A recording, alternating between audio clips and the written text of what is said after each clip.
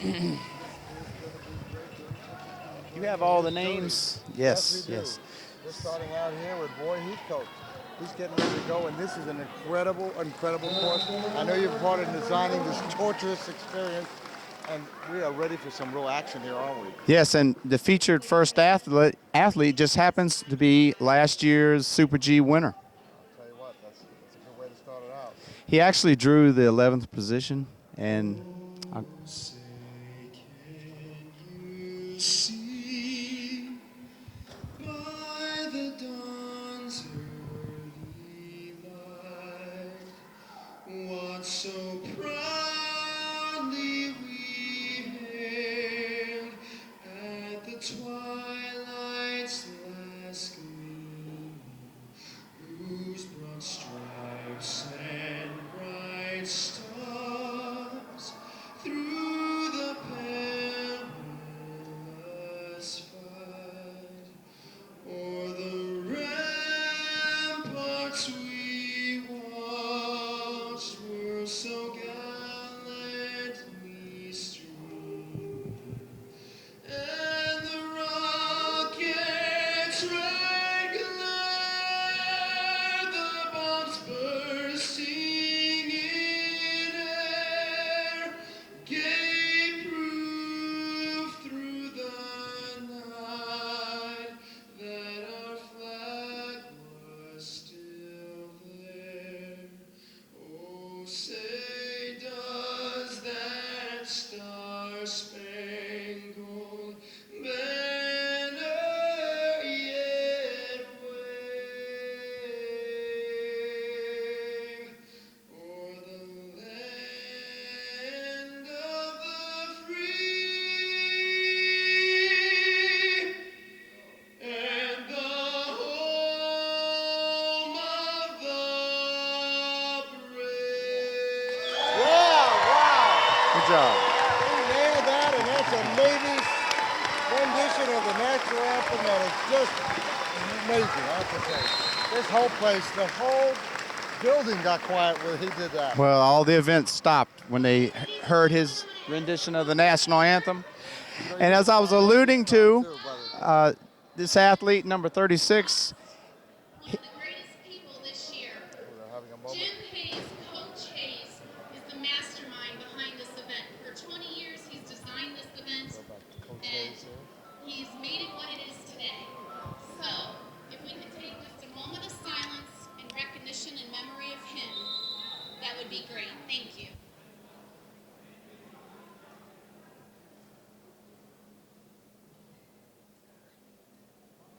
Thank you. Game on. That was a very sweet moment of silence for Coach Hayes. Jim Hayes is the coach of the University of Texas at Arlington wheelchair basketball, and died right after their third place finish, about 6 weeks afterwards. And I happen to have gotten to know Jim, and fantastic man. I can't tell you how much he's done for so many things with college basketball, wheelchair basketball, but overall in the veteran games, he's made his presence known, the design of this. He's been everywhere and everything.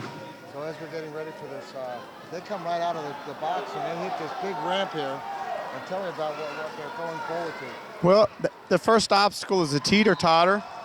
And I believe this is Ronald Smith. He is a returning Super G champion. He actually drew the 11th spot, but who draws the first position has the option of switching with anyone on the course. And they had switched with Mr. Smith here. Into the S turns.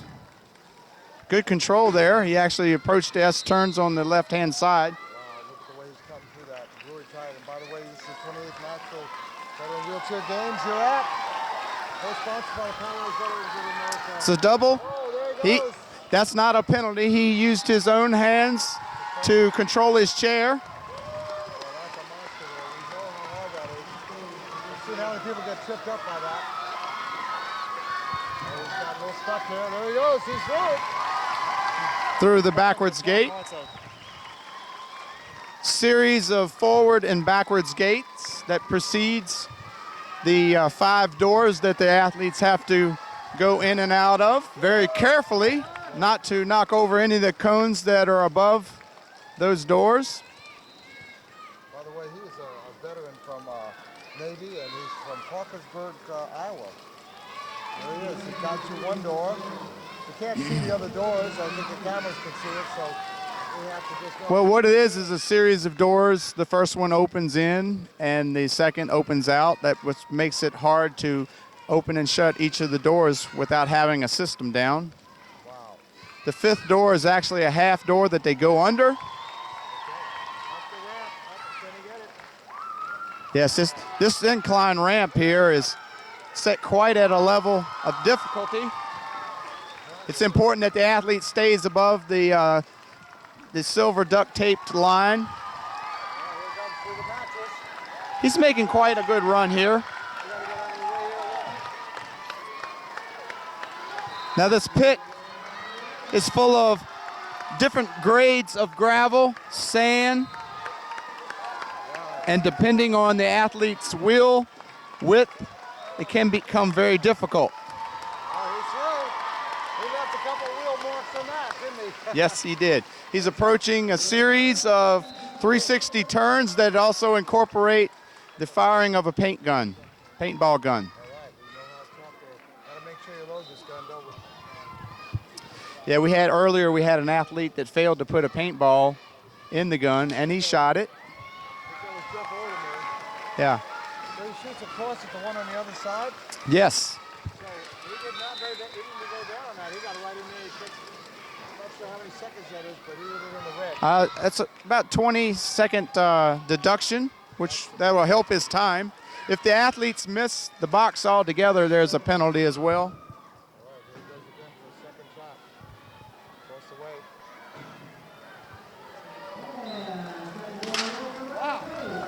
Right, that was a good shot. One-handed I can only imagine that it's quite difficult for them to aim that rifle or the gun after having pushed so far. Oh, the chain. Yes. This is a monster. They have to keep these boards together. It looks like they tightened up the boards on them. Yeah, the boards are there as a guide. There's no penalty for hitting the boards. It's to make sure that you do go over the appropriate amount of chain. These are offset ramps. This next obstacle is a signature obstacle that's only used for the Super G. Oh, you have to pull the whole half. I love it. And Not going to cost them anything for knocking that over? no, it will not. He should have actually detached it because it's more or less an anchor for him. There's a slight drop there, and he's over the rope. By the way, he served on an ammunition supply ship called the USS Nitro. So a man is willing to face life on an ammunition ship. He can handle anything, right? Exactly. Another signature obstacle is coming up. That would be a signature only used on the Super G. Is this combination of ramps and the United States flag. He'll need to raise the flag and salute the flag in order to meet the demands of that obstacle.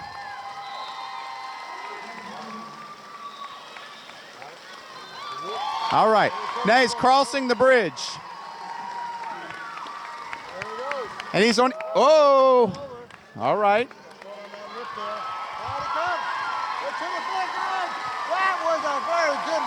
Right, it sets the benchmark unofficially at 4 minutes and 57 seconds.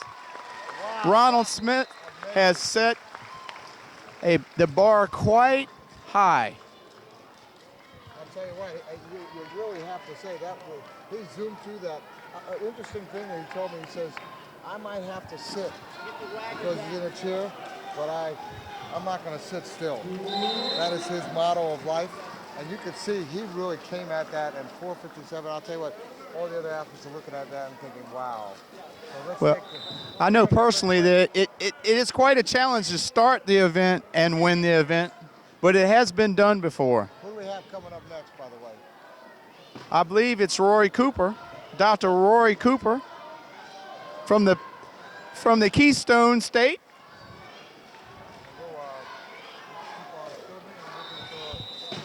Cameraman is. I've lost sight of him. Well, Dr. Rory Cooper is quite an integral part of these Veterans Games. Every year he brings his staff from the University of Pittsburgh here to do studies on wheelchair propulsion. And he knows firsthand what it takes to participate in this event. I know that he has been in every Super G, which is quite an accomplishment because these athletes earn the right to participate. They are in the classes of 2, 3, 4, and 5, and they're the top 3 time finishers in all of the divisions within that class: novice, open, and masters. I'll tell you what, I talked with him. He was saying that he was planning his strategy and thinking about this. He said the whole night, thinking about how he's going to get through this and how he's going to do. And here he goes. Well, Roy's no stranger to this event. He knows what it's going to take for him to get through this successfully. Well, he's aiming. He says he's always been in the hunt. All the years he's done it. The highest he's ever done is 3rd. The lowest is 7th. But he's going for it. He says, this is the year I want to take it. So Well, we'll see what is going to happen. But he's just here to have a great time anyway. That's the bottom line. yeah, Dr. Cooper, you see he has using the mountain tires. It's quite helpful in traversing a number of the obstacles, but when you're on the concrete floor here, it will tend to slow you down a little bit. He's using a low tire pressure, which once again is quite helpful in grabbing the obstacles and making sure the use of his arm strength in propelling the chair is at its top effectiveness. But once again, when you're on the court with that large tire and the fact that it has low air pressure, it's also grabbing the court or the concrete. You know what, I know that this and swimming are the big things he looks forward to. I think he got actually 4 golds in swimming. And by the way, if you see all these UPS shirts around, this is one of the events, the slalom and the Super G slalom, which are the UPS sponsored events. And I think the sponsoring idea of it is always that UPS gets you there through every obstacle, gets your packages delivered. And here they are. Yes. They're delivering to the PBA, Paralyzed Veterans America, and this great event. Yeah, UPS stands by this event and the Veterans Games. They're a major sponsor for the event, and the volunteers are all the local staff in the particular city that we're in. So he has to go over a certain amount to be able to make that. Right. He has to keep his wheelchair above the silver line that's near the bottom of that ramp, and also pass his front casters over the side silver line. Oh,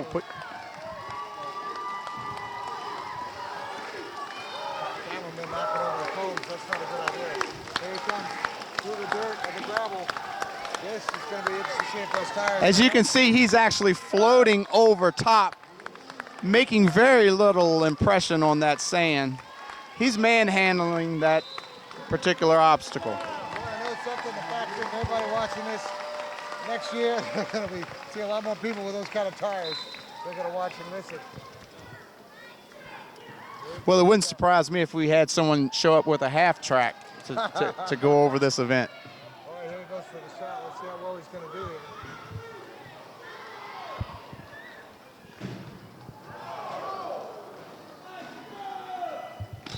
Oh, not bad. Fair shot, fair shot.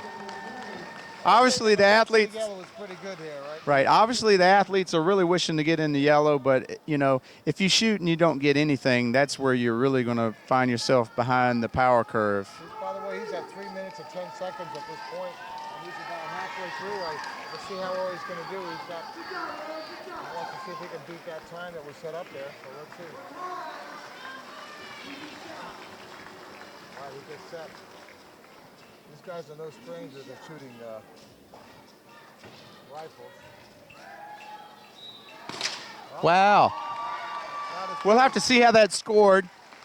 On first look, it looks like it's in the blue, but it could be on the line. Here he comes.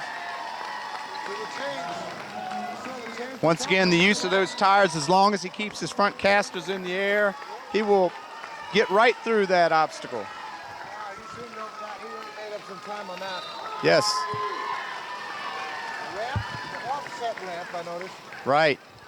It takes, yeah, you don't run into that ramp with lack of concern. You want to make sure that you maintain a minimal amount of speed, especially at the top when the incline changes. All right, here we go. He's going to pull himself forward. I think this is ingenious. Jody, I think this is really ingenious. Well, it's yet another obstacle that Coach Hayes created.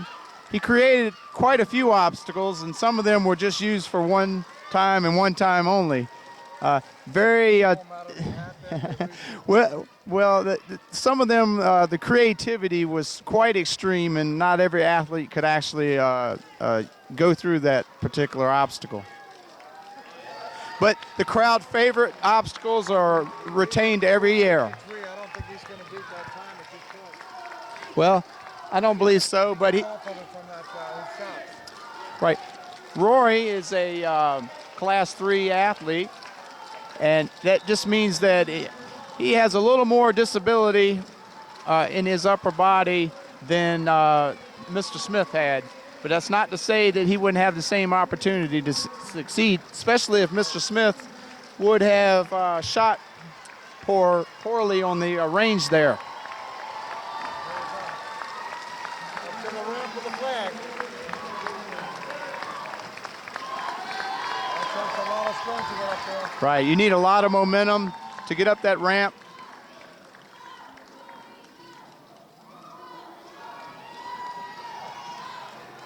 Rory Cooper is feeling the fact that he's gone through 3/4 of this course right now. He's not moving quite as fast as he was initially. And he's going across the bridge with a precise degree of certainty to make sure that he doesn't fall through. Unofficially, it's 6 minutes and 6 seconds. I think he'll be right. I think he'll be proud of that run. Looks like he'll be probably in the 5-minute range. We'll see what they give him on that different scores. They actually ended up with Ron Smith at 4 minutes and 13 seconds, his final run on that one. So let's see what Rory's going to end up with when he gets finished with adding it up. But that's going to be a tough one. That 4 minutes and 30 is going to be a tough one to beat. Well, yeah, if I had to predict, I think there's potentially 2 athletes that can challenge that time. And I won't name them because I don't want to put any pressure on them, but we'll see as they progress through this with their split times if they can beat that time. It's going to be quite a time to beat, though. Juan Soto's getting ready to lift off here, so we have to get on over and Yeah, Juan Soto's from San Antonio area. Yeah. I know that this is not his first games. No, but he's been playing basketball, and he was the player of the game in the game that we covered. So we actually have an interview of him as the player of the game. And he's a tough competitor, and I really liked his attitude. And I'm really looking forward to seeing what he can bring out here. I mean, this is a big thing for him. And Our next competitor. I know that Juan was also competing in softball just a moment ago. He had to leave his team, who was fighting to win the bronze medal in softball, because he felt like this was a great chance for him to win this event. there he goes. You'll notice that Juan is using a 24 or 25-inch Primo tire that's quite narrow. It will be to his benefit on the flat obstacles, but it will be a little bit of a deficit for him, or a challenge to get through some of these other obstacles, especially the sand pit. But he's strong enough. He'll get through it. You know what? One thing about doing this, after you've played it, you've already been playing the sport, then you come over here and you jump right on this thing, which is right. great. Some people plan nothing before this because they know how tough it's going to be. So Exactly. he was a team member, and I mean, he probably stayed to the last possible second to help his team try to win that bronze. He did. He came over here to do the walkthrough. So he's only been here maybe 15 or 20 minutes. All right, he goes through that door. Probably long enough just to cool off. Well, he was an important part of the team when we watched him, so I'm not surprised that his team is going to miss seeing him. He had inside the park home run when we the game that I called, and a lot of that was him scooting around real fast. Right. He reeled around those bases. Well, the athletes that come to these games are required to participate in at least 2 events. and you can't participate in any more than 5 official events. But there's oftentimes there are exhibition events that are going on. So you can imagine the scheduling conflicts that there are for athletes that are competing in 5 official events and up to 2 exhibition events. Didn't have enough momentum to get up on top of that. Yeah, that's going to hurt his time there. And that is, that is a tough one. As I've seen, that's the one that put everybody. Well, one of his challenges there is I don't think his camber and his back wheels are probably not enough. No, he didn't execute it. He may have, I think he has 0 camber in that particular chair. It can be done, but it's going to be quite a challenge to hit that angle, and I think he's got it. Now, will he come off clean? Will he come off clean? He'll need to pop a wheelie to come off of there, and he does. Wow. That might have been the most. All right, that's okay. They'll pick him up, and he'll be penalized time for that, but he will not be disqualified.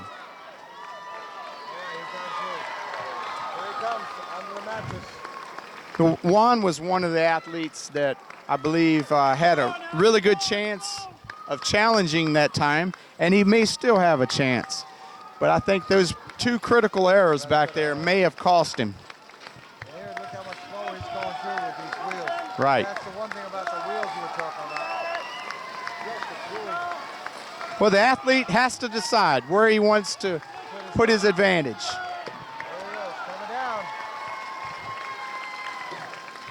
What you can do with that narrow tire, you can let some air out and run with 10 or 20 pounds of pressure, and you will get some grip with that tire on the obstacles. All right, here gets the paintball. As you can see, this really does make a big difference. You cut about 30 seconds, it just depends on where you hit. All right. Not sure where that one is. Well, that'll be up to the judge to decide.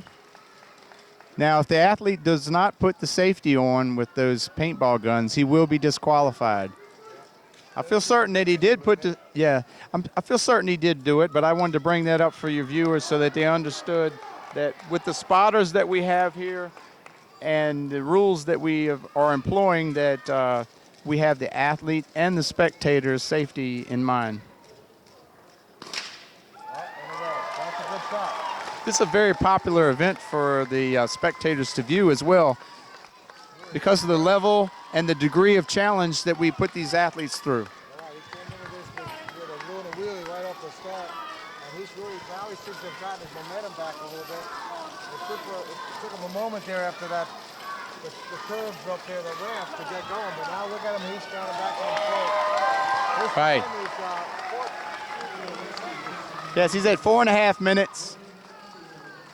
And I don't believe, especially with the scoring that he had, that he'll be very close to Ronald Smith's time. No, look at him go. Look at him go. You know, the course here every year is different, but we use many of the same obstacles. So the athletes will take this experience home with them and, to the best of their ability, try to create some obstacles and Fast, by the way. yes, he did. Okay, and you were saying that. Well, I was saying that the athletes will take the knowledge gained from this year's event, and some of them will try to create obstacles very similar to see how they can better their times the following year. Yeah, that's a unique strategy there. He was taking the bucket and pouring it almost like water into the other bucket. I love that.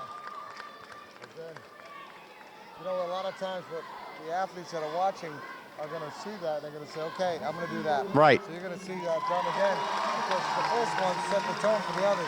Right. That's what I was saying. Going first, you're showing everyone the course.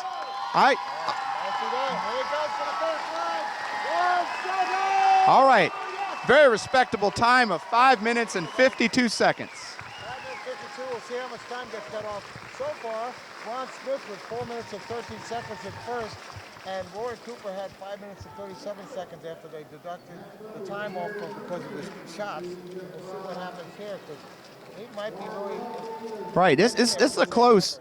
This is going to be a close time to determine second place at this point, because Roy Cooper's time was, let's see, I want to say it's 5 minutes and 37 seconds. And Juan did have some time deducted with his shots, but they weren't very large number of a deduction. And we're going to be getting ready for Darryl Lawrence next too. So Darryl is going to be getting ready, and you can see him. He's lined up and ready to rock and roll there. He's an interesting. He's from Gresham, Oregon, a 30-year-old Army veteran. And Darryl's got some great stories, and he's been a medalist here before. I think he had 3 gold medals in 5 events in 2007. It's his first year. Wow. So second year. Well, Crew chief, by the way, on a Black Hawk helicopter that served in Iraq and was injured while they were transferring the helicopters. There he goes. yeah, well, you notice Darryl has his feet that are secured in with some tape. That's a very popular strategy used by athletes to make sure that their legs aren't falling off while they're going over these obstacles and further impeding their progress. See that in Bob Rutten too sometimes. They're not doing any good, so you must make sure they don't get in your way. Yeah, he's using a type of hybrid off-road, I guess you say, it doesn't have quite the knobs, but it has the width on it. And it's an appropriate tire for this course. Kind of in between the type of tire, the 2 tires that I described earlier. Yes, he's got his casters in what we call the jail bars. Yes. The series of forward and backwards gates. After you do something like that where you kind of bogs you down, does it take off some of your mental sharpness? Well, it's just like any sport when the fatigue sets in. And, you know, it becomes quite challenging when you bog down in one obstacle. Frustrating might be the word. All right, so the doors. So far, the doors haven't really been a real major problem for anybody. Well, maybe what we'll do in the future is give them a ring of keys, and they have to unlock the doors. You know, we're always trying to come up with creative, new obstacles for the athletes. If you haven't done this, you can watch out because Jody's already thinking about more treacherous things for the future. Yeah, it's a lot of fun setting up this course, and we appreciate the help of the local UPS staff because, you know, we can have an idea, but if we were left just ourselves to put this event on, it would probably take us a day to prepare for each one, and this is our 4th slalom event that we've put on. And each event, other than this, you know, we only have 12 athletes here today that are doing this particular event because they had to pre-qualify. But the other events that we ran for the slalom, we had upwards of 10, 20, even 25 athletes for each class. He did. He hasn't breached it yet, but I think he's going to. There he is. He made it. Yes. Oh, you know, no, he didn't. He didn't cross. Remember, he needs to stay above that silver bottom line, and he needs to take his front casters and break the plane that would be on the right side. Well, it's quite difficult. You know, what classification is this gentleman, Darryl? I don't know if I have that information on that. Yeah, I'm not certain what classification he is. All I see is a class 3. Well, you know, you're going to need some trunk stability to stay on that angle, and I think that's what's happening to him. As long as we can keep those safety officials there, he'll be safe with each and every attempt. But I can tell you it's going to take a lot of energy out of him each time he makes this. As you see, he's becoming, yes, a little more tired, and he's not making the success with each and every attempt. I think he needs to collect himself here, even if it takes him up to 20 or 30 seconds to collect himself. Yeah, he's going to need to back off here in order to complete this entire course and gather his strength. Here he goes again. All right, come on, come on. Yeah. This has really got to be his toughest one. I think everybody watches better know this is not easy. This is really, really one of the most hard things for anyone to ever do. And for some of these other people made it look easy, it just shows you just how tough the competitors they are. Yes, exactly. And you know, he's going to give it his all. I can tell you that. If they allow him, he'll probably be there having his lunch. Because I'm sure he's not going to quit. And there is no time maximum